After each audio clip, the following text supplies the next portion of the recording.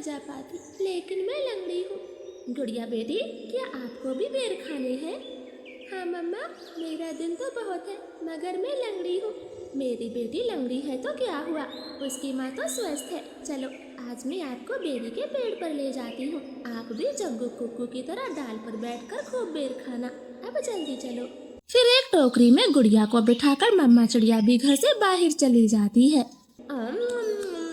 खट्टा मीठा बेर है, दिल कर रहा है इसकी गुठली भी खा जाऊं।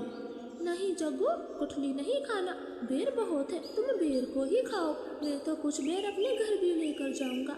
कुकू दोस्त, वो देखे आपकी मम्मा भी इसी तरफ आ रही है, शायद उन्हें भी खट्टे मीठे बेर खाने होंगे। फिर मम्मा चिड़िया गुड़िया के साथ पेड़ पर बैठ जाती है। गुड़िया तो कई महीनों के बाद घर से बाहर आई थी, वो बहुत खुश होती है। यहाँ कितना अच्छा लगता है, खुला आसमान, चारों तरफ पेड़ पौधे और ताजी ताजी हवा। लो गुड़िया बहन, ये बेर खाओ, ये और भी मजेदार है।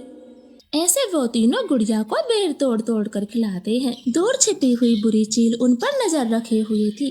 अरे वाह, एक साथ चार चार शिकार है, किसी एक का खात्मा तो हो ही जाएगा, बड़ी तेज भूख लगी है।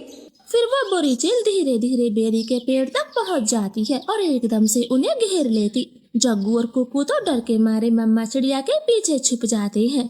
सब ऐसे ही खड़े रहो, अगर एक भी भागा तो कच्चा चबा जाऊंगी, बड़ी तेज भूख लगी है मुझे।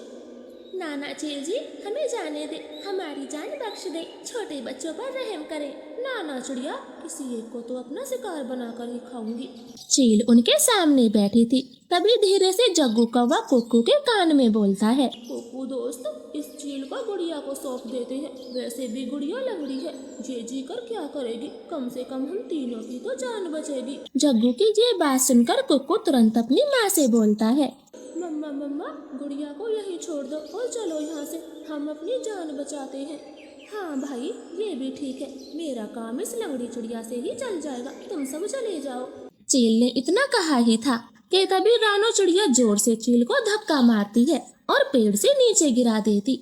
जग्गू कुक्कू, गुड़िया को साथ लेकर यहाँ से भाग जाओ, मैं इस चील को आपके पीछे नहीं आने दूंगी। बेटा जल्दी से भागो यहाँ से। इतना कहकर रानो चील पर हमला कर देती है और जग्गू और कुक्कू टोकरी लेकर वहाँ से भाग जाते हैं। चिड़िया और चील में काफी देर तक लड़ाई होती है और आखिर में चील रानो को जान से मार देती है। मर गई, छोटी चिड़िया मर गई, मुझसे लड़ने चली थी, अब तेरा मांस में मजे से खाऊंगी। कुक्कू भाई, मम्मा अभी तक घर नहीं आई। मम्मा को चील ने मार दिया है, वरना वो अब तक आ जाती। क्या जरूरत थी मम्मा को वहाँ ले जाने की? भाई, अगर हम वहाँ ना होते तो वो बुरी चील आपको खा जाती, आप ऐसा क्यों बोलते हो? नहीं, हम चील के हाथ कभी ना आते, वो तो तुम साथ में थी, इसलिए मम्मा ने चील से लड़ाई करने की सोची। तुम लंगड़ी थी ना, माँ को तेरी वजह से मरना पड़ा, अब तू ही माँ की हत्यारन है, समझी? ऐसे कुक्कू तो गुड़िया को ही दोषी ठहराता है, अब गुड़िया का ध्यान रखने वाला कोई नहीं था। कुक्कू सारे सारे दिन बाहर घूमता फिरता, वो लंगड़ी बहन का बिल्कुल भी ख्याल नहीं रखता, चाहे वो भूखी हो या फिर प्यासी हो। भाई, सुबह से रात हो गई है, आप मेरे लिए कुछ खाने को नहीं लाए?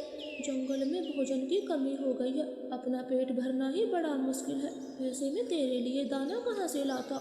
ऐसा बोलकर कुक्कू तो सो जाता है। गुड़िया को पूरी रात नींद नहीं आती, क्योंकि वो तो कई दिनों से भूखी थी। मम्मा मम्मा, अगर आज आप जिंदा होती तो मेरा कितना ख्याल रखती, अब तो मुझे भी भूखा सोना पड़ता है, मैं क्या